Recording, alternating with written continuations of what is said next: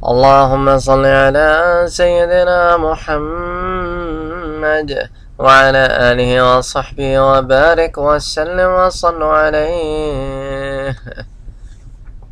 سیرت النبی کے سلسلے میں اب ہم 11 نبوی کو ڈسکس کریں گے کہ اللہ کے رسول صلی اللہ علیہ وآلہ وسلم طائف سے ہو کر واپس مکے میں داخل ہو گئے ہیں، اور جنہوں نے آپ کے ہاتھ پر بیعت کی، اور پھر اور جنوں کو لے کر آئے اور انہوں نے بھی آپ کے ہاتھ پہ بیعت کی، اور پھر ان تمام واقعات کے ذکر کے بعد اب ہم اسراء کی طرف بڑھتے ہیں۔ یہ وہ عظیم الشان واقعہ ہے پھر جس کے بعد معراج ہوتی ہے، کہ جس میں اللہ کے رسول صلی اللہ علیہ وآلہ وسلم کو اللہ نے اپنی بڑی بڑی نشانیوں میں سے نشانیاں دکھائی۔ جمہور کی رائے یہی ہے کہ میجورٹی آف دا علماء کا یہی موقف ہے، وہ اسی بات پر ان کا اتفاق ہے، کنسنسس ہے، کہ یہ اسراء و معراج کا جو واقعہ ہے یہ رجب کے مہینے میں ہوا۔ اللہ کے رسول صلی اللہ علیہ وآلہ وسلم اپنی کزن ام ہانی کے گھر پر تھے اس رات۔ یہ حضرت علی کی بڑی بہن ہے، ابو طالب کی بیٹی ہیں ام ہانی۔ اس کے بعد اللہ کے رسول صلی اللہ علیہ وآلہ وسلم وہاں سے اٹھ کر حرم شریف میں تشریف لے گئے، اور بعض روایتوں میں ہے کہ حتیم میں تشریف لے گئے جو کہ حرم شریف کا حصہ ہے، اور اللہ کے رسول صلی اللہ علیہ وآلہ وسلم جو ہے وہاں پر جا کر آپ نے قیام کیا۔ اب یہاں پر بعض لوگوں میں اختلاف ہے، وہ کہتے ہیں کہ جب اسراء کے لیے آپ کو لے جایا گیا تو آپ حتیم میں تھے، بعض کہتے ہیں کہ زمزم کے پاس تھے، بعض کہتے ہیں کہ بیت ام ہانی یعنی ام ہانی کے گھر میں تھے۔ لیکن دیکھیں قرآن کتنی جامع بات کرتا ہے، قرآن ایک سیدھی سی بات کرتا ہے، اور اس بات میں سارے کے سارے علاقے جو ہے وہ آ جاتے ہیں۔ قرآن کہتا ہے کہ پاک ہے وہ رب جو لے گیا اپنے بندے کو ایک ہی رات میں مسجد الحرام سے مسجد اقصی کی طرف، اور مسجد الحرام کا جو ورڈ ہے وہ اس پورے علاقے کے اوپر آتا ہے جس میں بیت ام ہانی بھی ہے، جس میں چاہے زمزم بھی ہے، جس میں حتیم بھی ہے۔ تو قرآن ایک مکمل بات کرتا ہے، زبردستی کی بحثوں میں نہیں پڑتا۔ تو علماء نے جب یہ واقعات جوڑے تو انہوں نے کہا کہ پروبیبلی اللہ کے رسول صلی اللہ علیہ وسلم slept over in the house of ام ہانی رضی اللہ تعالی عنہ۔ اس وقت وہ اسلام نہیں لائی تھی، بعد میں لے کے آئیں، اور پھر اس کے بعد آپ حرم میں جا کے سو گئے، اور اس کے بعد اسراء کا واقعہ پیش آیا۔ تو بہرحال جھگڑا کوئی نہیں۔ تو اسی لیے اللہ کے قرآن کہتا ہے کہ سبحان الذی اسریٰ بعبدہ لیلا من المسجد الحرام الی المسجد الاقصی۔ تو بات ختم ہو گئی کہ مسجد حرام سے مسجد اقصی میں ایک ہی رات کو پاک پروردگار لے گیا اپنے بندے کو۔ اچھا، اس کے بعد اسراء کے واقعے کی طرف آتے ہیں کہ اللہ کے رسول صلی اللہ علیہ وآلہ وسلم سو رہے تھے کہ آپ کے پاس 3 فرشتے آئے، اور ان میں سے جو آگے تھا نا سب سے، اس نے کہا کہ ان سب میں جو سو رہے ہیں اللہ کے نبی کون سے ہیں، وہ آپ کو پہچان دینا تھے۔ تو ان میں سے جو درمیان تھا اس نے کہا خیرہم، ان سب میں جو سب سے بہترین ہے۔ اللہ اکبر، یہ نا ادب کا ذرا معیار تو دیکھیں نا۔ انہوں نے یہ نہیں کہا یہ ہے، انہوں نے یہ نہیں کہا وہ ہے، انہوں نے کہا خیرہم، ان میں سے جو سب سے بہتر ہے۔ جو ان کے ساتھ تیسرا تھا وہ کہنے لگا کہ چلو آؤ پھر ان کو لے چلتے ہیں۔ اس کے بعد اللہ کے رسول صلی اللہ علیہ وآلہ وسلم کو زمزم کے پاس لایا گیا۔ یہاں پہ حضرت جبرائیل علیہ السلام اور میکائیل علیہ السلام نے ایک دفعہ پھر آپ کا سینہ مبارک کو چاک کیا، جس کو شق صدر کہتے ہیں۔ ایک تو بچپن میں ہوا تھا جب آپ حلیمہ سعدیہ کے گھر میں تھے، جس کو ہم سیرت کے شروع کے احوال میں پڑھ چکے ہیں، اور اب یہ دوسری دفعہ شق صدر ہوا کہ وہیں ناف سے لے کر گلے تک کا، یہ سینے تک کا تمام حصہ جو ہے وہ کاٹا گیا۔ پھر آپ کا سینہ گردن تک خود جبرائیل علیہ السلام نے اپنے ہاتھ سے چاک کیا، اور سینے اور پیٹ کی تمام چیزیں نکال کر انہیں اپنے ہاتھ سے زمزم کے پانی سے دھویا۔ جب خوب پاک صاف کر چکے تو آپ کے پاس سونے کا ایک تشت لایا گیا، یعنی ایک ڈش لائی گئی سونے کی، جس میں سونے کا ایک بڑا پیالہ تھا جو حکمت و ایمان سے پر تھا۔ اس سے آپ کے سینے کو اور گلے کی رگوں کو پر کر دیا گیا، پھر سینے کو سی دیا گیا۔ اللہ اکبر۔ یعنی آپ دیکھیں نا اہتمام کتنا ہے اللہ کے رسول صلی اللہ علیہ وآلہ وسلم کو، جب اب آگے کے مدارج طے کرنے ہیں تو اس کے لیے اللہ کی طرف سے اہتمام کتنا ہے۔ تو خیر بہرحال اس ایک بات سے جو ابھی میں نے آپ کے سامنے عرض کی ہے، بہت سارے مسائل پیدا ہوئے، بہت سارے مطلب مسائل تو نہیں کہیں، سوالات پیدا ہوئے جن کے پھر علماء نے جواب دیے۔ اور یہی کام ہوتا ہے علماء کا۔ ہمارے جیسے آدمی تو ایک بات پڑھتے ہیں اور اس کو پھر بیان کر دیتے ہیں، تو علماء کا کام ہوتا ہے کہ وہ بات کی تہ تک جاتے ہیں اور پھر ان سے مسائل کا حل نکالتے ہیں۔ تو علماء نے ایک بڑی زبردست بات کی، انہوں نے کہی کہ دیکھو جبرائیل علیہ السلام سارا کے سارا آپریشن کا سامان تو جنت سے لائے، تشت بھی جنت سے آیا، پیالہ بھی جنت سے آیا، سوئی دھاگا بھی جنت سے آیا، خود بھی جنت سے آئے، لیکن پانی زمزم کا لیا۔ اگر جنت میں کوئی پانی زمزم سے افضل ہوتا تو اللہ اس کو بھیج دیتے، اور جبرائیل کو پانی لانا کوئی مشکل بھی نہیں تھا۔ تو اس کا مطلب ہے کہ زمزم کا پانی جنت کے پانی سے افضل ہے، اگر نہ ہوتا تو جبریل پھر وہاں سے پانی لاتے۔ یعنی علماء آپ دیکھیں نا کہاں تک جا کے ہمارے لیے آسانیاں پیدا کرتے ہیں۔ اللہ ان کی قبروں پہ کروڑوں رحمتیں فرمائے۔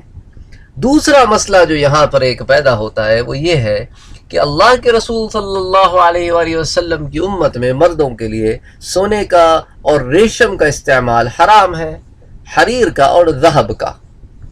تو پھر اللہ کے رسول کے لیے سونے کا تشت کیوں لایا گیا؟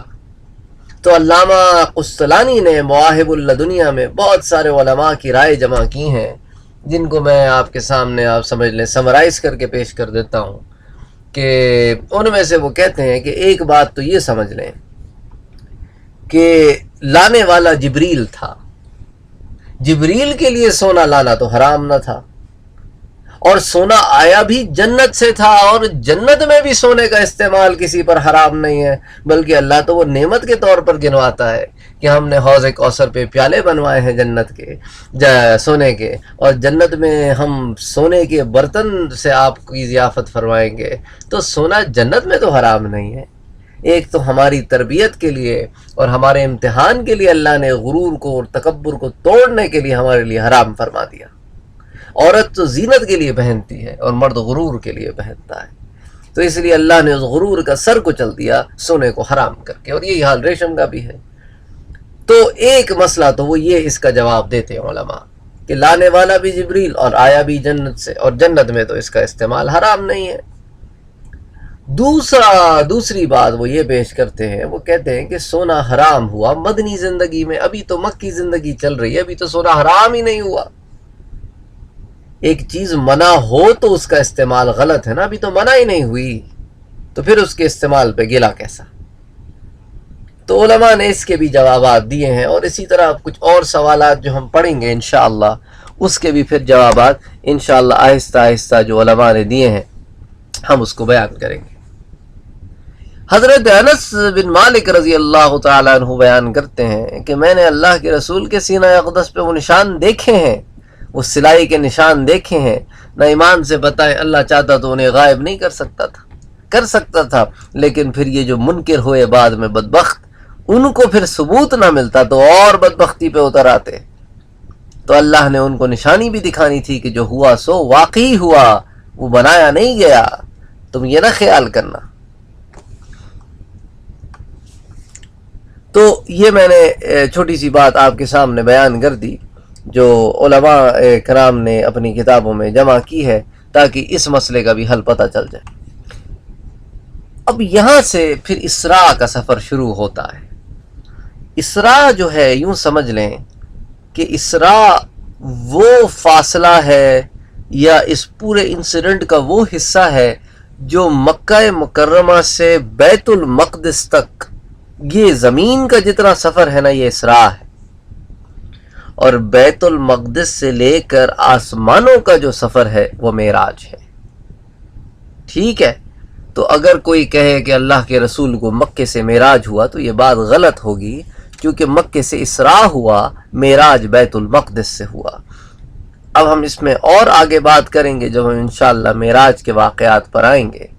اب یہاں پر ایک اور سوال ہوتا ہے کہ رات کے وقت معراج یا اسراء کرانے کی کیا حکمت تھی؟ تو اس کا بھی علماء نے جواب دیا ہے کہ رات کو معراج کے لیے خاص کرنے میں حکمت یہ ہے کہ آپ صلی اللہ علیہ وآلہ وسلم کا مقام محبت اللہ کے ساتھ خاص ہے، اور رات کا وقت اللہ کے محبوب بندوں کا خاص وقت ہوتا ہے جب وہ اپنی نیند چھوڑ کر اللہ کے حضور کھڑے ہوتے ہیں۔ تو ایک وجہ تو علماء نے یہ جمع کی ہے۔ دوسری وجہ ابن منیر نے کہا کہ شاید معراج کا واقعہ رات کے ساتھ خاص کرنے میں یہ حکمت یہ تھی کہ ایمان بالغیب میں اضافہ ہو، یعنی مومنوں کا جو اس بات پر ایمان رکھتے ہیں کہ اللہ جو ہے وہ ہر چیز کرنے پر قادر ہے، تو ایمان بالغیب میں اضافہ ہو اور کافروں کی آزمائش بڑھ جائے، کیونکہ رات کا حال دن کے مقابلے میں زیادہ چھپا ہوا ہوتا ہے، تو there is a probability کہ لوگ زیادہ انکار کریں گے۔ تو یہ علماء کی کچھ رائے تھی اس بارے میں کہ یہ رات میں کیوں کرایا گیا۔ اب کیونکہ ہم اس مسئلے کو پڑھ ہی رہے ہیں تو ایک اور بات بھی سمجھ لیں کہ جو لوگ احادیث کو جمع کرتے ہیں ان کو کہتے ہیں محدث، اور جو ان احادیث سے مسائل کا حل نکالتے ہیں ان کو ہم کہتے ہیں فقیہ فی الحدیث، کہ انہوں نے حدیث سے مسائل کا حل نکالا ہے۔ اب جیسا ایک محدث ہوگا وہ یہ روایت جمع کر دے گا کہ اللہ کے رسول نے کہا کہ میرے پاس سونے کا تشت لایا گیا اور پھر اس سے مجھے دھویا گیا، میرے اعضاء جسم کو دھویا گیا جو نکالے گئے تھے۔ لیکن ایک فقیہ کا یہ کام ہے کہ پھر وہ ان سے مسئلوں کا حل نکالے گا کہ سونے کا استعمال جب حرام ہے تو پھر یہ کیسا، یا پھر زمزم کا پانی لایا گیا دھونے کے لیے، جنت سے باقی ساری چیزیں لائی گئیں، تو اس کا مطلب ہے کہ جنت کا پانی سے زمزم کا پانی زیادہ افضل ہے۔ یہ تمام مسائل اور ان تمام چیزوں کا حل نکالنا، اس پہ تحقیق کرنا اور اس پہ بحث کرنا، یہ تمام فقیہوں کا کمال ہوتا ہے۔ اسی لیے عبداللہ ابن مبارک رضی اللہ رحمۃ اللہ علیہ، جو تبع تابعین میں ایک بہت بڑا مقام ہے، امام بخاری کے استاد ہیں اور امام ابو حنیفہ کے شاگرد ہیں، ان کے ایک استاد ہوا کرتے تھے جو امام ابو حنیفہ سے تھوڑا بغض رکھتے تھے، کہتے تھے کہ یار یہ بندہ اپنی طرف سے بہت ساری روایتیں، مطلب اپنی طرف سے بہت سارے حل نکالتا ہے۔ تو ایک دن حضرت عبداللہ ابن مبارک اپنے استاد کے پاس گئے، عشاء کی نماز کے بعد، کہنے لگے کہ میں ایک عالم کی خدمت میں کچھ عرصے رہا، انہوں نے یہ کچھ مسائل ہیں ان کا یہ حل لکھا ہے، میں چاہتا ہوں کہ آپ ان حل کو پڑھیں اور مجھے بتائیں کہ آیا یہ حل ٹھیک ہیں یا آپ کی جو ریسرچ ہے اس کے مطابق کیا حال ہے۔ انہوں نے کہا چلو ابھی تو نہیں، میں آپ کو صبح بتاؤں گا رات میں اسٹڈی کر کے۔ تو صبح ملاقات ہوئی اپنے استاد سے ان کی فجر کی نماز کے بعد، تو انہوں نے پوچھا جی آپ نے ان کا مطالعہ فرمایا؟ تو استاد نے کہا میں نے مطالعہ فرمایا، اور سنو عبداللہ، دیکھو کبھی اس شخص کی شاگردی نہ چھوڑنا، ہمیشہ اس کی شاگردی میں رہنا، اس شخص سے تمہیں بہت سیکھنے کو ملے گا، اور یہ بہت بڑا عالم معلوم ہوتا ہے۔ تو حضرت عبداللہ ابن مبارک ہنسنے لگے، تو ان کے استاد نے پوچھا عبداللہ کیوں ہنستے ہو؟ انہوں نے کہا اگر آپ برا نہ مانے تو ایک بات کہوں۔ انہوں نے کہا ہاں بولو۔ کہتے ہیں یہ امام ابو حنیفہ کے سالو کیے ہوئے مسئلے ہیں۔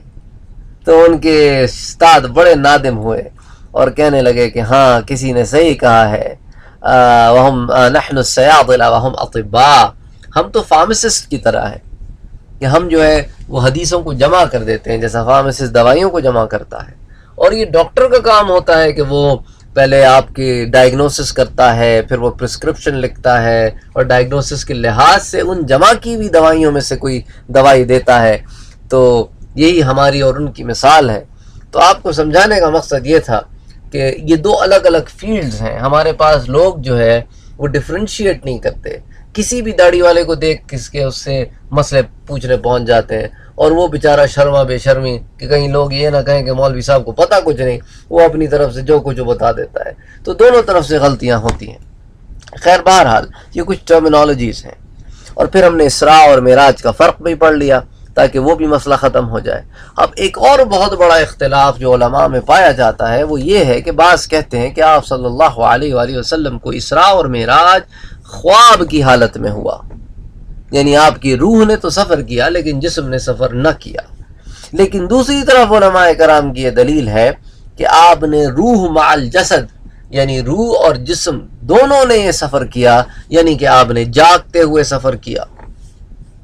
دیکھا جائے تو بظاہر بہت بڑا اختلاف ہے کہ ایک طرف کہتے ہیں کہ سوتے ہوئے کیا اور ایک طرف کہتے ہیں کہ جاگتے ہوئے کیا.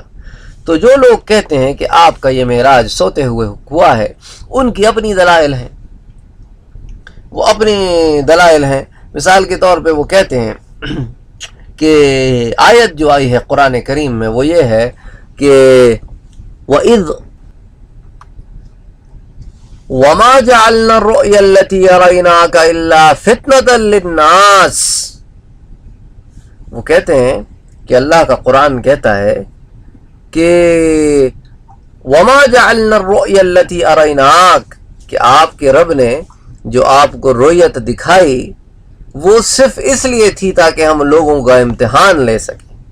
وَمَا جَعَلْنَا الرُّؤْيَا الَّتِي أَرَيْنَاكَ إِلَّا فِتْنَةً لِلنَّاسِ.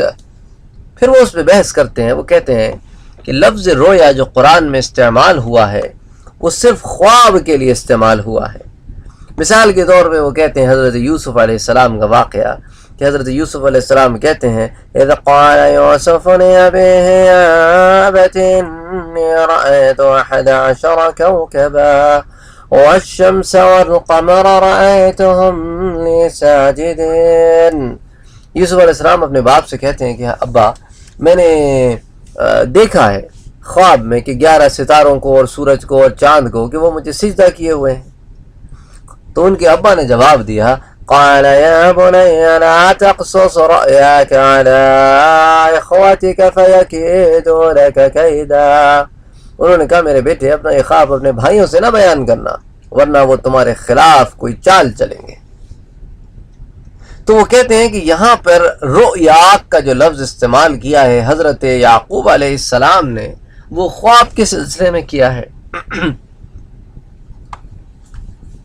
تو وہ کہتے ہیں کہ اس کی دلیل یہی ہے کہ اللہ نے جو کہا ہے کہ ہم نے جو آپ کو رویا دکھائی ہے وہ اس کا مطلب ہے کہ خواب دکھایا ہے. تو وہ ورڈ رویا سے یہ مسئلہ نکالتے ہیں کہ یہ خواب ہے کیونکہ اللہ نے رویا کا ورڈ استعمال کیا ہے. اور باقی کئی مقامات پر انبیاء کرام نے بھی اراک یا رویا کا ورڈ استعمال کیا ہے خواب کے لیے. مثال کے طور پہ حضرت ابراہیم علیہ السلام نے اسماعیل علیہ السلام سے کہا کہ انی ارا فی المنام میں نے خواب میں دیکھا ہے میرے بیٹے کہ میں تجھے ذبح کر رہا ہوں. اسی طرح یوسف علیہ السلام کے قصے میں جو اور خواب کے حالات ہیں واقعات ہیں ان میں بھی ارا یا اس سے ملتے جلتے الفاظ استعمال ہوئے ہیں. تو ان کا ایک موقف تو یہ ہے. دوسرا موقف ان کا یہ ہے وہ کہتے ہیں کہ بی بی عائشہ رضی اللہ تعالی عنہ کی حدیث مبارک ہے. وہ کہتی ہیں کہ ما فقدت جسدت الشریف میں نے آپ کے جسم مبارک کو گم نہیں پایا اپنے جسم اپنے بستر سے. اور پھر وہ حضرت معاویہ کی بھی ایک حدیث لاتے ہیں. وہ کہتے ہیں کہ حضرت معاویہ کہتے ہیں کہ وہ خواب کا سفر تھا. تو یہ ان کی کچھ دلائل ہیں جو وہ قرآن سے پیش کرتے ہیں اور کہتے ہیں کہ بھئی قرآن تو اس طرف دلالت کرتا ہے کہ یہ جو ہے یہ روح کا سفر تھا، جسم اس میں انوالو نہیں تھا. اچھا جو دوسرا پوائنٹ آف ویو ہے اس کو بیان کرنے سے پہلے ایک دفعہ پھر اس سورۃ بنی اسرائیل کی پہلی آیت کو ایک دفعہ پھر دیکھتے ہیں، پھر بات سمجھ میں آئے گی. تو ان کا پوائنٹ آف ویو کیا ہے. وہ کہتے ہیں سبحان الذی اسری بعبده لیلا من المسجد الحرام الى المسجد الاقصی. پاک ہے وہ ذات جو لے گئی راتوں رات اپنے بندے کو مسجد الحرام سے مسجد الاقصی کی طرف. اور اس کے اندر وہ کہتے ہیں جن کا یہ پوائنٹ آف ویو ہے کہ روح کے ساتھ جسم بھی گیا تھا، وہ کہتے ہیں کہ اول بات تو یہ سمجھیں کہ لفظ اسراء کا کیا مطلب ہے. لفظ اسراء جو ہے وہ قرآن میں خاص طور پر بلکہ عربی زبان میں خاص طور پر استعمال ہوتی ہے ایک ایسی واک کے لیے جو ایوننگ جو نائٹ میں واک ہو، بلکہ ایوننگ نائٹ کی جو واک ہوتی ہے اس کو اسراء کہتے ہیں یا اسراء کہتے ہیں. اور یہاں پر وہ کہتے ہیں کہ آپ اگر غور کریں تو ڈبل ایمفیسس ہے آیت میں اللہ کہتا ہے سبحان الذی اسری بعبدہ لیلا، ہم لے گئے اپنے بندے کو رات میں۔ اچھا، خواب جو ہے اس میں رات دن کا تعین کوئی نہیں ہوتا، بلکہ خواب خواب ہوتا ہے۔ اس میں آپ کسی کو یہ نہیں بتاتے کہ میں رات کو سویا ہوا تھا، میں سویا ہوا تھا، میں نے خواب دیکھا، یا میں سویا ہوا تھا، میں نے دیکھا کہ میں فلاں جگہ رات کو جا رہا ہوں، یہ بھی آپ نہیں بتاتے۔ تو خواب میں وقت کا تعین جو ہے وہ ایک ایسی بات ہے جو عموماً ہوتی نہیں ہے۔ تو وہ کہتے ہیں کہ اس ڈبل ایمفیسس کا مطلب یہ ہے کہ اللہ ظاہر کرنا چاہ رہا ہے کہ یہ سفر جو ہے وقت کے تعین کے ساتھ یہ روح کا نہیں صرف، بلکہ روح کے ساتھ جسم کا بھی سفر تھا۔ تو وہ ایک دلیل تو یہ دیتے ہیں۔ دوسری دلیل وہ یہ دیتے ہیں جو کہتے ہیں کہ روح کے ساتھ جسم بھی گیا تھا، کہ آپ نے جاگتے ہوئے کیا۔ انہوں نے کہا کہ اگر یہ خواب کی بات ہوتی تو کفار مکہ کو پھر اتنا شور کرنے کی کیا ضرورت تھی، اور ادھر ادھر سے بندے بلا کے اور پھر حضرت ابو بکر کو بٹھا کے اور پھر یہ بتانا کہ آپ وہاں کی کھڑکیاں بتائیں، دروازے بتائیں، یہ سب کرنے کی کیا ضرورت تھی؟ اچھا، راستے کی کوئی نشانیاں بتائیں۔ اب آپ مثال کے طور پہ اگر نیو یارک جا رہے ہیں یا شکاگو جا رہے ہیں، تو اب میں آپ سے میں پوچھ سکتا ہوں کہ بھائی آپ نے راستے میں دیکھا کہاں پہ ڈیٹور تھا، کہاں پہ ڈیٹور نہیں تھا۔ اب آپ مجھ سے کہیں کہ میں خواب میں گیا تھا اور میں نیو یارک میں جو ہے وہ فلاں بلڈنگ دیکھ کر آیا ہوں، تو اب میں آپ سے تھوڑی پوچھوں گا کہ آپ جو ہے آپ نے ڈیٹور دیکھا کہ نہیں دیکھا۔ تو اب راستے کی بات خواب والے سے تھوڑی پوچھی جاتی ہے۔ تو وہ ایک دلیل پھر یہ دیتے ہیں کہ ایک تو خواب میں وقت کا تعین نہیں ہوتا، دوسرا خواب میں رات کا ذکر بتانا یہ بھی ضروری نہیں ہوتا، مطلب یہ کہ اسی ٹائم فریم کے ضمن میں۔ پھر دوسری بات وہ یہ کہتے ہیں کہ اگر خواب تھا تو شور کرنے کی کیا ضرورت تھی؟ خواب تو کوئی بھی دیکھ سکتا ہے، آپ بھی دیکھ سکتے ہیں، میں بھی دیکھ سکتا ہوں۔ آپ دیکھ سکتے ہیں خواب کہ کل میں کعبۃ اللہ میں تھا، یا میں مدینہ شریف میں تھا، یا میں پاکستان چلا گیا، اور صبح آپ آ کے مجھ سے کہیں کہ میں نے تو خواب دیکھا ہے کل میں پاکستان گیا تھا، تو اس میں کوئی شور تو نہیں مچاؤں گا۔ اچھا، پھر وہ کہتے ہیں کہ اللہ کا جو قرآن ہے اس میں آیت پہ پھر ایک دفعہ پھر آیت آپ کے سامنے پیش کرتا ہوں۔ اس میں کہتے ہیں سبحان الذی، اللہ کہتا ہے سبحان الذی اسری بعبدہ، اپنے بندے کو لے گیا۔ وہ کہتے ہیں پورے قرآن اٹھا کے دیکھ لیں، اللہ نے کبھی عبدہ کا لفظ روح کے لیے استعمال نہیں کیا۔ عبدہ کا ورڈ یا عبد کا ورڈ ہمیشہ روح مع الجسم کے لیے استعمال ہوا ہے۔ تو یہ بھی ایک دلیل ہے کہ یہ سفر صرف روح کا نہیں تھا، بلکہ روح مع جسم کا تھا، مع الجسم کا تھا۔ مثال کے طور پہ اللہ سورہ مریم میں فرماتا ہے کہ کاف یا عین صاد ذکر رحمت ربک عبدہ زکریا، تو عبدہ زکریا۔ پھر اس کے بعد جیسا ہم نے پڑھا جنوں کے واقعات میں کہ لما قام عبد اللہ، جب اللہ کا بندہ کھڑا ہوا نماز پڑھنے کے لیے۔ تو وہ کہتے ہیں کہ اسی طرح حضرت عیسیٰ علیہ السلام نے کہا انی عبد اللہ آتانی الکتاب وجعلنی نبیا، تو وہاں پہ بھی عبد کا لفظ استعمال ہوا ہے۔ تو وہ کہتے ہیں عبد کا ورڈ جو ہے وہ روح پر کبھی استعمال نہیں ہوتا۔ پھر وہ کہتے ہیں کہ حضرت عائشہ بھی سچی، حضرت معاویہ بھی سچے۔ یہ ہو سکتا ہے کسی اور معراج کی بات کر رہے ہوں، کیونکہ دیکھیں نا، بی بی عائشہ نے کہا کہ میں نے آپ کو اپنے جسم سے، اپنے بستر سے دور نہیں پایا۔ تو بستر سے دور تو تب پائیں گی نا پہلے بیوی تو بنے۔ اب جب بیوی ہی نہیں ہے تو پھر بستر سے دور کا کیا مطلب؟ اور آپ بیوی بنی مدینے میں، اور یہ واقعہ پیش آیا مکے میں، تو اس کا مطلب ہے کہ بی بی عائشہ کسی اور معراج کی بات کر رہی ہیں۔ حضرت معاویہ بھی اسلام لائے ہیں فتح مکہ کے وقت، اور واقعہ معراج اس سے 10 سال پہلے ہوا ہے، تو یہ بھی امکان نہیں کہ حضرت معاویہ اس کے شاہد ہوں۔ تو یہ دو امکانات وہ کہتے ہیں کہ ان کی بات سچی ہے، لیکن پرابیبلی وہ کسی اور چیز کی بات کر رہے ہیں۔ پھر اللہ نے جو آزمائش کی بات کی، تو کسی کی خواب سے آزمائش نہیں ہوتی، بلکہ خواب آزمائش ریئل انسیڈنٹ سے ہوتی ہے۔ بالکل اسی طرح جس طرح ایک لفظ کا ایک ہی مطلب ہونا ضروری نہیں ہے. لفظ رویا کا مطلب صرف خواب لینا یہ ایک مطلب ہے عربی زبان میں، لیکن عربی زبان میں اس کے اور بھی مطلب ہے. مثال کے طور پہ ابن مالک، حریری اور دوسروں نے اس بات کا انکار کیا ہے، اور اسی طرح شیخ بدر الدین زرکشی رحمۃ اللہ علیہ نے بھی اس بات کا انکار کیا ہے کہ رویا کا مطلب صرف خواب لیا جائے، بلکہ وہ کہتے ہیں کہ آنکھوں سے دیکھنے کے لیے بھی عربی زبان میں رویا کا لفظ استعمال ہوتا ہے. اب مثال کے طور پہ جیسا کہ ایک قرآن کی آیت ہے اِنَّا بَلَوْنَاهُمْ كَمَا بَلَوْنَا أَصْحَابَ الْجَنَّةِ، اب اس میں لفظ جنہ استعمال ہوا ہے تو سننے والے کو یہ مغالطہ ہو سکتا ہے کہ شاید جنت کی بات ہو رہی ہے، لیکن اگر آپ غور سے آیتوں کو پڑھیں تو اس کے اندر اللہ کہہ رہا ہے کہ ہم جو ہے ان کو اسی طرح مزہ چکھائیں گے جس طرح ہم مزہ چکھائیں گے ہم نے مزہ چکھایا تھا باغ والوں کو. تو لفظ جنت کا اطلاق باغ پر بھی ہوتا ہے، لفظ جنت کا اطلاق جنت پر بھی ہوتا ہے. تو ہمیشہ جب بھی تشریح کی جاتی ہے، جب بھی ٹرانسلیشنز بیان کیے جاتے ہیں تو وہ سیاق و سباق میں کیے جاتے ہیں، یعنی کہ کانٹیکسٹ میں کیے جاتے ہیں، آؤٹ آف کانٹیکسٹ نہیں کیے جاتے. وہ دیکھا جاتا ہے کہ اس جگہ پر اس لفظ کا کیا مطلب نکل رہا ہے. اسی لیے وہ کہتے ہیں علماء کرام کہ یہاں پر رویا سے مراد دیکھنا ہے، نہ کہ خواب دیکھنا. تو اس کے علاوہ ایک اور واقعہ جو علماء کرام جو کہتے ہیں کہ یہ جاگتے ہوئے ہوا وہ پیش کرتے ہیں. وہ کہتے ہیں کہ جب دہیہ کلبی رحمہ اللہ رضی اللہ تعالی عنہ کو اللہ کے رسول نے قیصر روم کے پاس بھیجا تو اس زمانے میں وہ کسی سلسلے کی وجہ سے شام آیا ہوا تھا. تو وہ بیت المقدس میں اس سے ملے اور اس کو اللہ کے رسول کا انہوں نے خط پیش کیا. اس نے خط کھول کے پڑھنا شروع کیا کہ بسم اللہ الرحمن الرحیم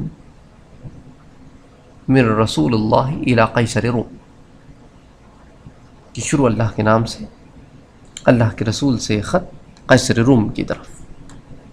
تو اس کے جو بطاریق تھے، جو کورٹ کے لوگ تھے، انہوں نے شور مچانا شروع کر دیا کہ یہ کیسا خط ہے کہ جس میں قیصر کا نام بعد میں لیا گیا ہے اور اللہ کے رسول کا نام پہلے لیا گیا ہے. تو قیصر نے کہا کہ دیکھو شور نہ کرو، ہر جگہ کے اپنے قوانین ہوتے ہیں، اپنے ضوابط ہوتے ہیں. تو ٹھیک ہے انہوں نے اپنا نام پہلے لکھا، لیکن ہم پڑھیں تو صحیح کہ بات کیا ہے. اس کے آگے اللہ کے رسول نے اس سے کہا کہ اگر تم ایمان لے آؤ تو تمہیں دوہرا ثواب ہوگا، اور اگر نہ لاؤ تو پھر تمہیں دوہرا گناہ ہوگا کہ تم اہل کتاب ہو اور پھر بھی ایمان نہ لائے جانتے بوجھتے. والسلام علی من اتبع الہدی، اور سلام دی اس کے لیے جو اللہ کے دین پر آتا ہے اور ہدایت اختیار کرتا ہے.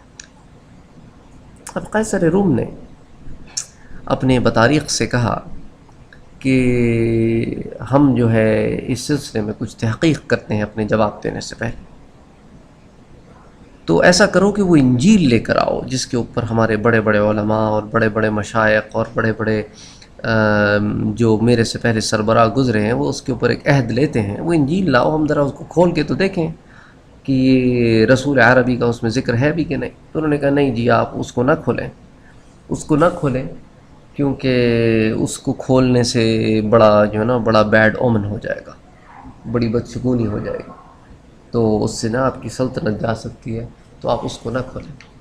اس نے کہا اچھا ٹھیک ہے اس کو نہیں کھولتا میں، لیکن ایسے کرتے ہیں کہ میں کچھ نہ کچھ تو تحقیق کرنی پڑے گی نا، بغیر تحقیق کیے بھلا میں کیسے جواب دے دوں. تو اس نے کہا کہ ذرا پتہ تو کرو کہ قریش کا کوئی قافلہ یہاں آیا ہوا ہے شام میں.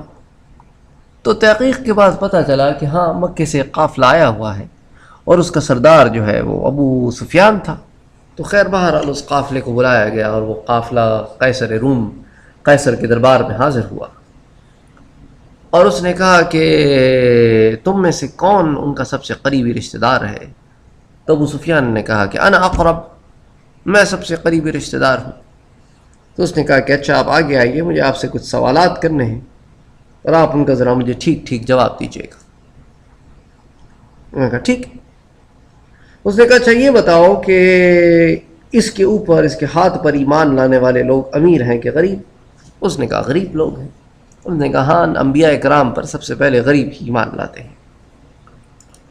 اچھا یہ بتاؤ کہ اس کا خاندان جو ہے وہ نوبل ہے کس قسم کا خاندان ہے؟ ابو سفیان نے کہا اس کا خاندان تو بڑا نوبل ہے، بڑا عزت اور بڑا شرافت والا خاندان ہے، اور اللہ نے اس کو بڑی عزت دی ہے۔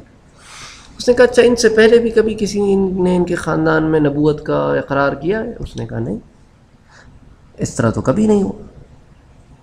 تو پھر بادشاہ نے پوچھا ابو سفیان اچھا یہ بتاؤ کہ کیا ان کے خاندان میں کبھی کوئی بادشاہ گزرا ہے؟ ابو سفیان نے کہا نہیں، ایسا بھی نہیں ہوا۔ اس نے کہا اچھا اس کے ساتھ جو لوگ ایمان لائے ہیں وہ تو تم کہتے ہو کہ غریب ہیں، اچھا یہ بتاؤ کہ اس کے جو ماننے والے ہیں وہ بڑھ رہے ہیں یا گھٹ رہے ہیں؟ تو ابو سفیان نے کہا بڑھ رہے ہیں۔ اس نے کہا کہ اچھا ایسے بتاؤ کہ کبھی ایسے ہوا کہ اس نے کبھی وعدہ کیا ہو اور اس کی وعدہ خلافی کی ہو؟ تو ابو سفیان نے کہا نہیں، ایسے تو نہیں ہوا، لیکن ہمارا اس سے ایک معاہدہ ابھی حال ہی میں ہوا ہے، یعنی وہ صلح حدیبیہ کی طرف اشارہ کر رہا تھا، لیکن اب دیکھیں وہ اس کو نبھاتے ہیں کہ نہیں۔ اور ابو سفیان کہتے ہیں کہ میں نے یہ بھی جھوٹ کہا کیونکہ مجھے پتا ہے کہ اللہ کے رسول اس کو نبھائیں گے۔ پھر اس نے پوچھا کہ آپ کے ساتھ کوئی جنگ ہوئی؟ تو ابو سفیان نے کہا کہ ہاں ہوئی، کبھی ہم جیتے کبھی وہ۔ تو اس نے کہا کہ اچھا کہتا کیا ہے؟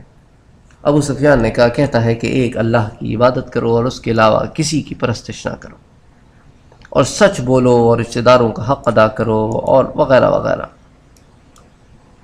تو اس کے بعد اس نے کہا اچھا ٹھیک ہے اب آپ جائیے۔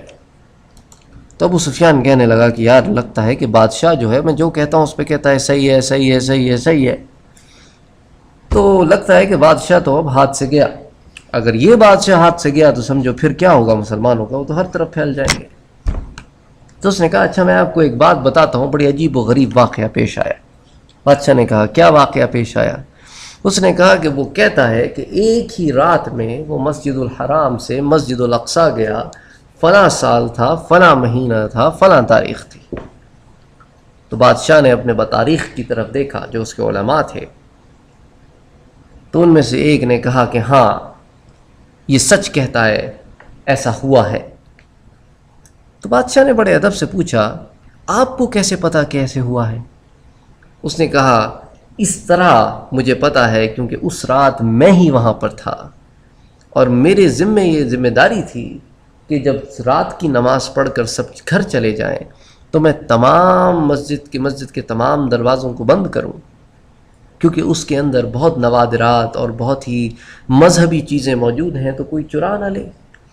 تو مجھے اچھی طریقے سے یاد ہے کہ میں نے سارے دروازے بند کیے لیکن مین دروازہ بند نہ ہو، میں جتنا زور لگاؤں وہ بند نہ ہو۔ آخر میں نے لوگوں کو اٹھایا، جگایا، مستریوں کو بلایا، تو مستریوں نے کہا کہ معلوم یہ ہوتا ہے کہ اوپر کی جو دیوار ہے وہ سلپ کر کے دروازے کے اوپر آ کے بیٹھ گئی ہے، تو دروازہ بند نہیں ہوگا، تو اب ہم صبح اس کو دیکھیں گے اور پھر دروازہ درست کریں گے۔ تو میں نے اچھا کیا کہ آس پاس کے لوگوں کو جگا لیا کہ لوگ یہ نہ سمجھیں کہ میں نے کچھ کیا ہے، کہ کوئی چوری ووری ہو گئی تو خود میرے پہ الزام نہ آئے۔ اور پھر میں نے کہا کہ اچھا تم لوگ جاؤ، میں دروازے کے پاس پہرا دیتا ہوں رات بھر تاکہ کوئی داخل نہ ہو، اور مجھے اونگ لگ گئی۔ اور جب میں اٹھا صبح تو میں نے کہا اچھا دیکھوں میں کہ دروازے کا کیا حال ہے، تو میں نے ایسے ہاتھ سے یوں کیا نا تو دروازہ بند ہو گیا۔ میں نے سب کو بلایا، میں نے کہا دیکھو گواہ ہو جاؤ، رات میں یہی دروازہ تھا جو بند نہیں ہو رہا تھا اور اب دیکھو یہ بند ہو گیا ہے۔ تو سب سے میں نے تصدیق کرائی، اور اس کے بعد جب میں بیت المقدس سے نکلا تو سامنے ایک صخرہ ہے، اس صخرہ میں مجھے ایک نیا سوراخ نظر آیا، اور معلوم یہ ہوتا تھا کہ کل رات یہاں پر کوئی نبی آیا ہے جس کو اللہ نے زیارت کروائی ہے، جیسا کہ پہلے انبیاء کرام آتے تھے تو اپنے براق یہیں باندھتے تھے، تو ان کے تو سوراخ موجود تھے لیکن یہ ایک نیا سوراخ میں نے دیکھا، تو معلوم یہ ہوتا ہے کہ یہ سچ صحیح کہہ رہا ہے، یہ شخص صحیح کہہ رہا ہے۔ تو ایک دلیل وہ یہ بھی پیش کرتے ہیں جو کہتے ہیں کہ روح کے ساتھ جسم بھی گیا تھا، کہ اگر ایسا نہ ہوا ہوتا تو خواب میں ہونے والی چیزوں کے ریالٹی میں نشانات نہیں پائے جاتے۔ ریالٹی میں نشانات انہی چیزوں کے پائے جاتے ہیں جو ریالٹی میں ہوئی ہوں، تو اسی لیے وہ ایک اس کے اوپر دلیل یہ بھی لاتے ہیں کہ اسراء و معراج کا یہ واقعہ جو ہے یہ اصل ہے اور یہ خواب کا واقعہ نہیں ہے۔ تو یہ چند وہ دلائل تھے جو دونوں طرف علماء کے پاس ہیں، لیکن جمہور کی یعنی میجورٹی کی یہی رائے ہے ان تمام شواہد کو مد نظر رکھتے ہوئے کہ آپ صلی اللہ علیہ وآلہ وسلم کی نہ صرف روح بلکہ روح کے ساتھ جسم بھی گیا تھا، جس کو اسراء ہوئی اور پھر معراج ہوئی۔ اب ہم اسراء اور معراج کی طرف آتے ہیں کہ اللہ کے رسول صلی اللہ علیہ وآلہ وسلم کا شق صدر ہوا اور جبرائیل علیہ السلام آپ کو لے کر مسجد الحرام سے باہر نکلے اور آپ کے سامنے وہ جانور لایا گیا جس کو براق کہتے ہیں۔ یہ بڑا عجیب و غریب جانور تھا۔ آپ صلی اللہ علیہ وسلم کہتے ہیں کہ یہ گدھے سے تو بڑا تھا لیکن خچر سے چھوٹا تھا اور سفید رنگ کا تھا۔ مسند احمد میں آتا ہے کہ اللہ کے رسول صلی اللہ علیہ وسلم نے فرمایا کہ اس کا ایک قدم اتنی دور یہ رکھتا تھا جتنی دور اس کی نگاہ جاتی تھی۔ میں اس پر سوار ہوا، وہ مجھے لے چلا اور بیت المقدس پہنچا۔ اب بیچ میں کئی واقعات ہیں جو دوسری حدیثوں میں آتے ہیں جس کو ہم باری باری ذکر کریں گے، جو اس پارٹ میں ذکر ہو گئے، اس پارٹ میں ذکر ہو گئے، ورنہ اسراء کے اگلے پارٹ میں پھر ہم ان کو ذکر کریں گے انشاءاللہ۔ اور مسند احمد میں یہ بھی ہے کہ براق کے لگام بھی تھی اور اس کی زین بھی تھی۔ اب علماء کرام نے اس میں اللہ کے رسول صلی اللہ علیہ وسلم کی ایک فضیلت بھی جمع کی ہے۔ وہ کہتے ہیں کہ پہلے جو براق استعمال ہوتا تھا انبیاء کرام کے لیے، اس میں براق پر زین یعنی سیڈل نہیں ڈالی جاتی تھی اور اوپر سیٹ نہیں لگائی جاتی تھی۔ تو اللہ کے رسول صلی اللہ علیہ وآلہ وسلم کے لیے یہ خاص انتظام کیا گیا کہ براق کے اوپر زین لگائی گئی اور اس کے اوپر بیٹھنے کا صحیح انتظام کیا گیا۔ تو یہ آپ صلی اللہ علیہ وآلہ وسلم کے لیے ایک فضیلت کے طور پہ خاص اہتمام کیا۔ اور مسند احمد میں یہ بھی ہے کہ جب وہ سواری کے وقت آیا کہ آپ صلی اللہ علیہ وسلم اس پر بیٹھ جائیں تو وہ تھوڑا سا شوخی میں آ گیا، کیونکہ وہ جانتا تھا کہ اللہ کے رسول صلی اللہ علیہ وآلہ وسلم کا کیا مقام ہے۔ تو حضرت جبرائیل نے اس سے کہا کہ یہ تو کیا کر رہا ہے؟ خدا کی قسم تجھ پر آپ صلی اللہ علیہ وآلہ وسلم سے پہلے آپ سے زیادہ کوئی بزرگ آدمی نہیں سوار ہوا۔ تو یہ سنتے ہی براق پسینہ پسینہ ہو گیا۔ وہ یہ کہنا چاہ رہا تھا اپنی زبان حال سے کہ جبرائیل علیہ السلام، میں اس لیے تو نہیں شوخی میں آ رہا تھا کہ میں آپ کی شان نہیں جانتا تھا، میں تو اس لیے شوخی میں آ رہا تھا کہ میں آپ کی شان جانتا ہوں، اور مجھے سمجھ نہیں آ رہی ہے کہ میں اپنی آج خوشی کا اظہار کیسے کروں کہ مجھ پر یہ شان والے صاحب بیٹھیں گے آج، کہ اتنی شان والا آدمی مجھ پر کبھی پہلے نہیں بیٹھا۔ اللہ کے رسول صلی اللہ علیہ وسلم فرماتے ہیں کہ یہ ایک ایسا جانور تھا کہ جب یہ اونچائی پر چڑھتا تو اس کے ہاتھ پاؤں برابر کے ہو جاتے، اور جب وہ نیچے کی طرف اترتا تو تب بھی یہ برابر ہو جاتے، تو سوار کو کبھی اس پر تکلیف نہیں ہوتی۔ اب چونکہ ہم براق کے بارے میں پڑھ رہے ہیں تو یہاں پر ایک اور ہم مسئلہ بھی سمجھ لیں کہ سورہ ملک میں ایک آیت آتی ہے کہ خلق الموت والحیات لیبلوکم ایکم احسن عملا، کہ ہم نے زندگی کو اور موت کو بنایا تاکہ تم کو جج کر سکیں کہ تم میں سے کون اچھے اعمال کر کے واپس لوٹتا ہے۔ تو اگر آپ اس آیت پر غور کریں اور دیکھیں کہ اللہ نے بنانے کا لفظ ان چیزوں کے لیے استعمال کیا ہے جو فزیکلی کوئی اپیرنس رکھتی ہوں۔ مثال کے طور پہ اللہ نے کہا ہم نے چاند کو بنایا، سورج کو بنایا، آسمان کو بنایا، ملائکہ کو بنایا، جن کو بنایا، انسان کو بنایا، درخت کو بنایا، پہاڑ کو بنایا، پانی کو بنایا، تو ان سب کی کوئی نہ کوئی فزیکل اپیرنس ہے۔ اور یہاں اللہ کہہ رہا ہے کہ ہم نے زندگی اور موت کو بنایا۔ تو یہاں پہ سوال پیدا ہوتا ہے کہ زندگی اور موت بھی پھر اس کا مطلب ہے کچھ فزیکل اپیرنس رکھتی ہیں۔ تو پھر جب ہم احادیث میں جاتے ہیں تو ہم کو پتہ چلتا ہے کہ اللہ کے رسول صلی اللہ علیہ وآلہ وسلم نے فرمایا کہ جب اللہ نے حیات کو شکل دی تو اس کو فرس کی شکل دی، یعنی کہ گھوڑی کی، اور جب موت کو شکل دی تو اس کو کبشہ کی شکل دی، یعنی کہ مینڈے کی۔ اور جب تمام لوگ جنت والے جنت میں داخل ہو جائیں گے اور جہنم والے جہنم میں داخل ہو جائیں گے تو اللہ پھر حکم دیں گے کہ آج موت کو ذبح کر دو۔ اور جب موت ذبح کر دی جائے گی، یعنی کہ یہ کبشہ جو ہے، جو مینڈے کی شکل میں جو موت کو اللہ کرے گا، جب یہ ذبح کر دی جائے گی تو پھر ایک عام اعلان ہوگا کہ لا موت بعد اليوم، آج کے بعد پھر کوئی موت نہیں ہے۔ اس لیے اللہ تعالیٰ نے قرآن میں فرمایا نا خالدین فیہا ابدا، جو جس حال میں ہوگا اس حال میں ہمیشہ رہے گا، موت نہیں آئے گی۔ تو خیر بہرحال میں نے سوچا کہ چونکہ ہم اس مسئلے کو ڈسکس کر رہے ہیں تو یہ بات بھی ڈسکس کر لیں کہ خلق الموت والحیات لیبلوکم ایکم احسن عملا، کہ موت اور حیات جو ہے یہ بھی ایکچولی کوئی فزیکل اینٹیٹیز ہیں اور اللہ نے ان کو بھی شکل و صورت عطا فرمائی ہے۔ اب یہاں سے پھر ہم آگے نکلتے ہیں کہ اللہ کے رسول صلی اللہ علیہ وآلہ وسلم بیان کرتے ہیں کہ جب میں براق پر حضرت جبریل علیہ السلام کے ساتھ چلا تو ایک جگہ انہوں نے مجھ سے فرمایا کہ یہاں اتر کر نماز ادا کیجیے۔ جب میں نماز پڑھ چکا تو فرمایا کہ جانتے ہیں یہ کون سی جگہ ہے؟ یہ طیبہ یعنی مدینہ منورہ ہے، آپ یہاں ہجرت کر کر آئیں گے۔ پھر مجھے ایک اور جگہ حکم دیا کہ یہاں نماز پڑھو، میں نے اتر کے نماز پڑھی۔ فرمایا کہ یہ طور سینہ ہے، یہاں اللہ نے موسیٰ علیہ السلام سے کلام فرمایا تھا۔ پھر ایک اور جگہ پہنچے اور کہا کہ یہاں اتری اور نماز پڑھیے، اور جب میں نماز سے فارغ ہوا تو فرمایا یہ بیت اللحم ہے، یہاں حضرت عیسیٰ علیہ السلام پیدا ہوئے تھے، اور پھر ہم بیت المقدس پہنچے۔ یہ ایک روایت میں ہے۔ اب سوال یہ پیدا ہوتا ہے کہ اللہ تعالیٰ اگر چاہتا تو اپنے نبی کے لیے زمین کو لپیٹ سکتا تھا، تو کیا ضرورت تھی اتنے اہتمام کرنے کی؟ ایک سیکنڈ میں یہاں سے لے جاتا بیت المقدس اور ایک سیکنڈ سے یہاں سے لے جاتا معراج پر۔ تو علماء نے اس کا بھی جواب دیا ہے، وہ کہتے ہیں کہ اس زمانے میں اصول ہوتا تھا کہ جب آپ کسی کو اپنے پاس خاص انویٹیشن دے کر بلاتے ہیں تو اس کے لیے خاص سواری بھی بھیجی جاتی ہے اور اس کو لانے کے لیے بڑا اہتمام بھی کیا جاتا ہے۔ تو اللہ نے بھی اپنے نبی کے لیے اہتمام فرمایا کہ ایک خاص سواری بھیجی اور اس سواری کو سجایا، اور لانے کے لیے فرشتوں کا سردار بھیجا، وہ بھیجا جو تمام فرشتوں میں سب سے افضل ہے، اس کو لانے کے لیے جو تمام انسانوں میں سب سے افضل ہے۔ تو اللہ نے اپنے نبی کو عزت دی اس فضیلت کے ذریعے کہ آپ کو خاص اہتمام سے اپنے پاس بلایا، اس لیے آپ کے لیے سواری بھی بھیجی گئی اور آپ کو لانے کے لیے بندہ بھی بھیجا گیا۔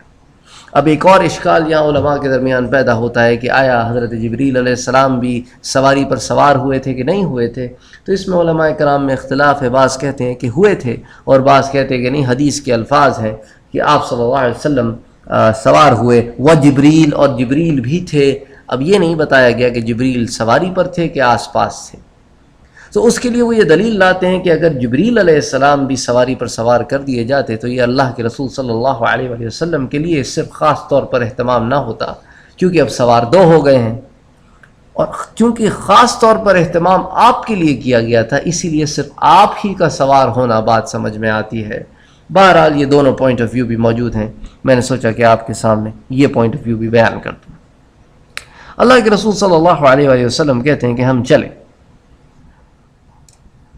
اور بخاری کے بھی الفاظ ہیں کہ فانطلقا، جس کا مطلب ہوتا ہے کہ چلنا یا چلے، جس کا اطلاق سواری پر بھی ہوتا ہے اور پیدل چلنے میں بھی ہوتا ہے۔ جیسا کہ ہم کہتے ہیں کہ یار ہم شکاگو سے نیو یارک چلیں، تو اب کہنے کا مقصد یہ نہیں ہوتا کہ ہم پیدل گئے، ہم گاڑی میں بیٹھ کر گئے، لیکن لفظ چلے ہی استعمال ہوتا ہے۔ تو فانطلقا، تو ہم نکلے اپنی اگلی منزل کی طرف۔ تو راستے میں یہ 3 مقامات آئے جہاں حکم ہوا کہ آپ اتریے اور نماز پڑھیے۔ اور ابو داؤد میں روایت ہے کہ آپ صلی اللہ علیہ وآلہ وسلم نے فرمایا کہ معراج والی رات جب میں حضرت موسیٰ علیہ السلام کی قبر سے گزرا تو میں نے انہیں وہاں نماز میں کھڑا ہوا پایا، قائما یصلی فی قبرہ، کہ وہ اپنی قبر میں کھڑے ہیں اور نماز پڑھ رہے ہیں۔ اور جب میں براق پر سوار ہو کر مکہ مکرمہ سے نکلا اور میں نے تھوڑا سا فاصلہ طے کیا تو میری دائیں جانب سے مجھے کسی نے آواز دی کہ محمد میری طرف دیکھ، میں تجھ سے کچھ پوچھنا چاہتا ہوں۔ لیکن نہ میں نے جواب دیا نہ ٹھہرا، اور جبرائیل علیہ السلام نے کہا کہ حضور آگے بڑھیے آگے بڑھیے۔ پھر جو میں اور آگے بڑھا تو بائیں طرف سے بھی ایک آواز آئی اور کہا کہ یہاں ٹھہریے، میں نے آپ سے کچھ سوال پوچھنا ہے۔ اللہ کے رسول صلی اللہ علیہ وسلم کہتے ہیں میں وہاں نہیں ٹھہرا اور میں نے کوئی جواب بھی نہیں دیا، اور جبریل نے کہا کہ چلیں چلیں چلیں، اللہ کے رسول چلیں۔ پھر اللہ کے رسول کہتے ہیں کہ پھر کچھ اور آگے گیا تو ایک عورت دنیا بھر کی زینت کیے ہوئے، باہیں پھیلائی ہوئی کھڑی ہوئی تھی۔ اس نے مجھے آواز دی کہ میں کچھ دریافت کرنا چاہتی ہوں۔ میں نے اس کی طرف کوئی توجہ نہیں دی۔ اللہ کے رسول صلی اللہ علیہ وسلم سے جبریل نے کہا کہ اللہ کے رسول چلیں چلیں۔ پھر آپ کہتے ہیں کہ میں بیت المقدس پہنچا اور تمام ڈیٹیل جس پہ ہم انشاءاللہ گزریں گے وہ تمام سے جب گزر گئے تو جبریل علیہ السلام نے میرے چہرے پر ایک فکر دیکھی تو مجھ سے پوچھا کہ آپ فکر مند معلوم ہوتے ہیں، کیا بات ہے؟ تو آپ نے سارا واقعہ بیان کیا کہ یہ ہوا، اور آپ نے مجھ سے کہا کہ چلیں، لیکن مجھے سمجھ نہیں آیا کہ وہ کیا تھا۔ تو حضرت جبریل علیہ السلام نے کہا کہ راستے میں جو دو آوازیں آئی تھیں، ان میں سے جو پہلی آواز تھی جو آپ کو دائیں طرف سے آئی تھی وہ یہود کی تھی۔ اگر آپ وہاں پر ٹھہرتے اور جواب دیتے تو آپ کی امت یہود ہو جاتی، اور دوسری آواز نصرانیوں کی تھی، اور اگر آپ اس آواز پر ٹھہرتے اور جواب دیتے تو آپ کی امت نصرانی ہو جاتی۔ اور وہ عورت جو آپ کو بہت ہی زینت والی نظر آئی تھی وہ دنیا تھی، اگر آپ وہاں ٹھہرتے تو آپ کی امت دنیا کو آخرت پر ترجیح دیتی اور گمراہ ہو جاتی۔ اسی طرح اللہ کے رسول کہتے ہیں کہ میرا گزر ایک بڑھیا پر ہوا، ایک بوڑھی عورت پر ہوا۔ تو میں نے پوچھا کہ یہ کیا ہے؟ جبرائیل علیہ السلام نے کہا کہ اب بس دنیا اتنی ہی رہ گئی ہے، بس ختم ہوا چاہتی۔ ابن ابی حاتم میں بھی معراج کے واقعے کی بڑی طویل حدیث موجود ہے، اور اس میں یہ بھی ہے کہ جب آپ صلی اللہ علیہ وسلم بیت المقدس کے پاس مسجد کے پاس پہنچے تو اس دروازے پر جسے باب محمد کہا جاتا ہے وہاں ایک پتھر بھی تھا، جسے حضرت جبرائیل علیہ السلام نے اپنی انگلی لگائی تو اس میں سوراخ ہو گیا، اور وہیں آپ صلی اللہ علیہ وسلم نے براق کو باندھا اور مسجد پر چڑھ گئے۔ اور یہی وہ سوراخ تھا جس کے بارے میں اس پادری نے کہا تھا قیصر کے دربار میں، جب ابو سفیان سے دریافت کیا تو ابو سفیان نے کہا کہ وہ بڑا عجیب و غریب واقعہ ہوا ہے، جیسا کہ ہم پچھلے چند منٹوں میں پڑھ چکے ہیں۔ تو یہ وہی سوراخ ہے جس کی طرف اس نے اشارہ کیا کہ میں نے ایک نیا سوراخ وہاں پایا۔ تو بیچوں بیچ پہنچ جانے کے بعد مسجد الاقصیٰ کے حضرت جبرائیل علیہ السلام نے کہا کہ آپ صلی اللہ علیہ وسلم، آپ نے اللہ سے آرزو کی تھی کہ وہ آپ کو حوریں دکھائے؟ آپ نے فرمایا ہاں۔ تو حضرت جبریل نے کہا کہ آئیے، وہ یہ ہیں اور ان کو سلام کیجیے۔ وہ صخرہ کی بائیں جانب بیٹھی ہوئی تھی۔ آپ صلی اللہ علیہ وسلم نے کہا کہ میں نے وہاں پہنچ کر انہیں سلام کیا، سب نے میرے سلام کا جواب دیا۔ میں نے پوچھا کہ تم کون ہو؟ تو انہوں نے کہا کہ ہم نیک صورت خوبصورت حوریں ہیں، ہم نیک سیرت خوبصورت حوریں ہیں، ہم بیویاں ہیں اللہ کے ان پرہیزگار بندوں کی جو نیکوکار ہیں، جو گناہوں کے میل کچیل سے دور ہیں، جو پاک کر کے ہمارے پاس لائے جائیں گے پھر نہ نکالے جائیں گے، ہمارے پاس ہی رہیں گے، کبھی جدا نہ ہوں گے، ہمیشہ زندہ رہیں گے، کبھی نہ مریں گے۔ تو میں ان کے پاس سے چلا آیا، اور پھر وہاں لوگ جمع ہونے شروع ہوئے، اور ذری سی دیر میں بہت سارے لوگ جمع ہو گئے۔ پھر ایک فرشتے نے اذان دی کہ اللہ اکبر اللہ اکبر۔ اللہ تعالیٰ نے فرمایا صدق عبدی صدق عبدی، سچ فرمایا میرے بندے نے، سچ فرمایا میرے بندے نے، بے شک میں ہی اکبر ہوں، میں ہی اکبر ہوں۔ اس کے بعد اس فرشتے نے کہا اشہد ان لا الہ الا اللہ۔ اللہ نے فرمایا صدق عبدی صدق عبدی، سچ فرمایا میرے بندے نے، سچ فرمایا میرے بندے نے، بے شک میں ہی عبادت کے لائق ہوں اور میرے سوا کوئی عبادت کے لائق نہیں۔ پھر اس فرشتے نے کہا کہ اشہد ان لا الہ الا اللہ۔ اللہ نے کہا صدق عبدی صدق عبدی، سچ فرمایا میرے بندے نے، سچ فرمایا میرے بندے نے، انا رسلتہ، میں نے اسے نبی بنا کر بھیجا ہے۔ پھر اس نے کہا حی علی الصلاح حی علی الفلاح، تو اللہ نے آگے جواب دیا صدق عبدی صدق عبدی، یہ میرے بندوں کو میری عبادت کے لیے بلا رہا ہے، یہ بندوں کو میرے دروازے پر بلا رہا ہے، اور اس پکار کے پیچھے جو بھی آئے گا میں اس کو بچا لوں گا اور اس کو میں کامیابی دوں گا۔ پھر اس کے بعد ایک دفعہ پھر فرشتے نے کہا اللہ اکبر اللہ اکبر۔ اللہ نے کہا صدق عبدی صدق عبدی وانا اکبر، بے شک میں ہی سب سے بڑا ہوں۔ اس کے بعد فرشتے نے کہا لا الہ الا اللہ۔ اللہ نے کہا کہ سچ فرمایا میرے بندے نے، لا معبود غیری، میرے سوا کوئی عبادت کے لائق نہیں۔ اور اس طرح اذان دی فرشتے نے۔ اس کے بعد وہ وقت ہوا کہ نماز پڑھائی جائے اس جمع غفیل کو، اس بہت بڑے مجمع کو۔ تو اب سب اس مجمع میں ایک دوسرے کی طرف دیکھ رہے ہیں کہ کون ہوگی وہ ذات جو آگے بڑھ کر امامت کرے گی۔ تو حضرت جبریل علیہ السلام آگے آئے اور انہوں نے کہا کہ سیروا فی الارض مشرقا و مغربا، میں نے زمین میں مشرق اور مغرب ہر طرف دیکھ لیا اور کسی کو نہ پایا مثل محمد، اللہ کے رسول صلی اللہ علیہ وآلہ وسلم کی طرح۔ فتقدم یا محمد، آپ صلی اللہ علیہ وسلم آپ آگے آئیے اور آپ امامت کرائیے۔ آپ کہتے ہیں جب میں نماز سے فارغ ہوا تو جبریل علیہ السلام نے مجھ سے پوچھا کہ آپ جانتے ہیں آپ نے کس کو نماز پڑھائی ہے؟ میں نے کہا جبریل میں تو نہیں جانتا۔ تو جبریل علیہ السلام نے کہا ہے کہ آج آپ نے اللہ کے تمام انبیاء کو نماز پڑھائی ہے، وہ اس مسجد میں اللہ نے آپ کے لیے جمع فرمائے تھے۔ اللہ اکبر، ذرا ایک لمحے کو سوچے تو صحیح نا میرا بھائی، ایک تو ہماری تمہاری نماز ہے اور ہمارے تمہارے جیسا امام ہے، اور ایک وہ امام ہے جو اللہ کا نبی ہے، رسول ہے اور حبیب ہے، اور اس کے پیچھے نماز پڑھنے والے کون ہیں؟ وہ بھی تو نبی ہیں، رسول ہیں، اللہ کے محبوبین میں سے ہیں۔ تو سوچو وہ نماز کیا نماز ہوگی، ایک لمحے کو ذرا سوچے وہ نماز کیا نماز ہوگی، اس کی کیفیت کیا کیفیت ہوگی، اس میں کھڑے ہونے والوں کی کیفیت کیا کیفیت ہوگی۔ یہ تو وہ لوگ ہیں جو اپنے رب کی عبادت کے لیے کھڑے ہوتے ہیں تو ایک لمحے کو بھی ان کا ذہن کہیں نہیں جاتا، اور جس کیفیت کو وہ محسوس کرتے ہیں ہم اس کا اندازہ نہیں لگا سکتے۔ اور یہ ایک ایسی نماز ہے جس میں سارے کے سارے نبی ہیں، اور ان نبیوں کو نماز پڑھانے والے کو پھر اللہ نے امام الانبیاء بنایا۔ اس لیے اللہ کے رسول صلی اللہ علیہ وآلہ وسلم کو امام انبیاء کہتے ہیں کہ آپ نبیوں کے امام ہیں، کیونکہ آپ نے ان کی امامت فرمائی ہے۔ مسند میں ہے کہ امیر المومنین حضرت عمر بن الخطاب رضی اللہ تعالی عنہ نے جابیہ میں تھے اور بیت المقدس کی فکر کا ذکر ہوا تو آپ نے حضرت کعب سے پوچھا کہ تمہارے خیال میں مجھے وہاں کس جگہ پر نماز پڑھنی چاہیے؟ تو انہوں نے فرمایا کہ مجھ سے پوچھتے ہو تو میں تو کہوں گا کہ صخرہ کے پیچھے نماز پڑھیے تاکہ بیت المقدس آپ کے سامنے رہے۔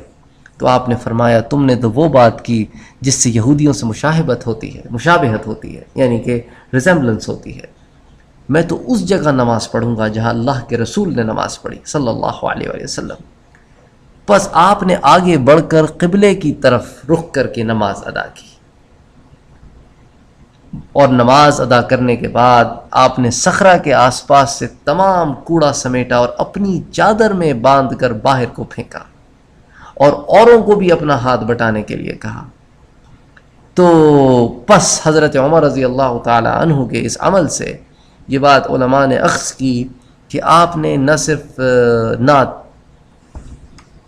یہودیوں کی پیروی کرنی پسند کی کہ صخرہ کے پاس آ کے وہ جیسے نماز پڑھا کرتے تھے، نہ عیسائیوں کی پیروی کی کہ جنہوں نے اس صخرہ کے اوپر کوڑا کرکٹ پھینک کر اس کو گند بنا رکھا تھا، بلکہ آپ نے وہ عمل کیا جو سرکار نے عمل کیا، اور آپ نے اس کی تعظیم کی کہ وہاں سے کوڑا اور کرکٹ اٹھا کے پھینکا لیکن آپ نے وہاں نماز ادا نہ کی۔ تو خیر بہرحال یہ ایک واقعہ تھا حضرت عمر کا، جب آپ یروشلم میں داخل ہوئے، یروشلم میں داخل ہوئے تو آپ نے کس طرح وہاں نماز ادا کی اور کس طرح اس جگہ کی تعظیم کی۔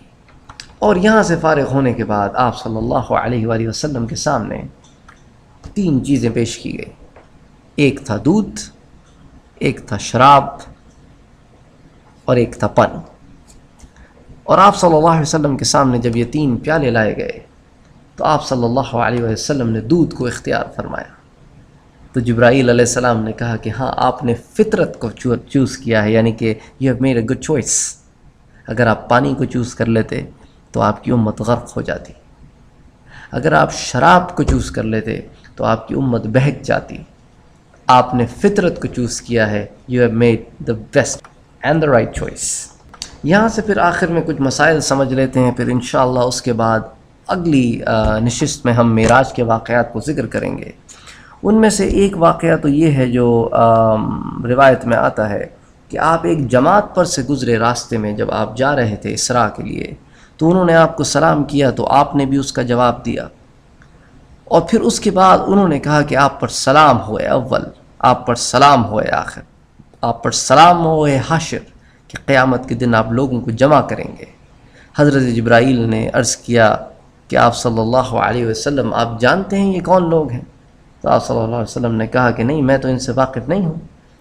تو انہوں نے کہا کہ یہ جماعت حضرت ابراہیم، حضرت موسیٰ اور حضرت عیسیٰ علیہ السلام کی تھی، اور اس روایت کو دلائل النبوہ میں نقل کیا گیا ہے۔ اسی طرح براق کو باندھنے کے پیچھے کیا حکمت تھی؟ تو براق کی تو یہ طاقت نہیں تھی کہ جبرائیل سے بھاگ جاتا یا اللہ کے رسول صلی اللہ علیہ وسلم کی نافرمانی کرتا، بلکہ مسئلہ یہ تھا کہ امت کو سبق دینا تھا کہ جب کوئی تم کام کرو تو اس کو پورا کرو، اور پورا کرنے کے بعد پھر اللہ پہ توکل کرو۔ اس لیے اللہ کے رسول نے فرمایا کہ اگر تم اونٹ کو اللہ کے بھروسے پر چھوڑنا چاہتے ہو تو پہلے اس کو باندھو، پھر اللہ کے بھروسے پر چھوڑو۔ اونٹ کھلا نہ چھوڑ دو اور پھر یہ نہ کہو کہ اللہ تو اس کی حفاظت فرما، کچھ کرو پھر اللہ پر بھروسہ کرو۔ تو خیر بہرحال یہ اسراء کے چند واقعات تھے جو میں نے اپنی کم علمی کے باعث جمع کرنے کی کوشش کی۔ اگر کوئی غلطی ہو گئی ہو تو میں اس کے لیے معافی چاہتا ہوں۔ پھر انشاءاللہ اگلے نشست میں ہم معراج کے واقعات کی طرف جائیں گے۔ وما علینا الا البلاغ، اللہم صلی علی سیدنا محمد۔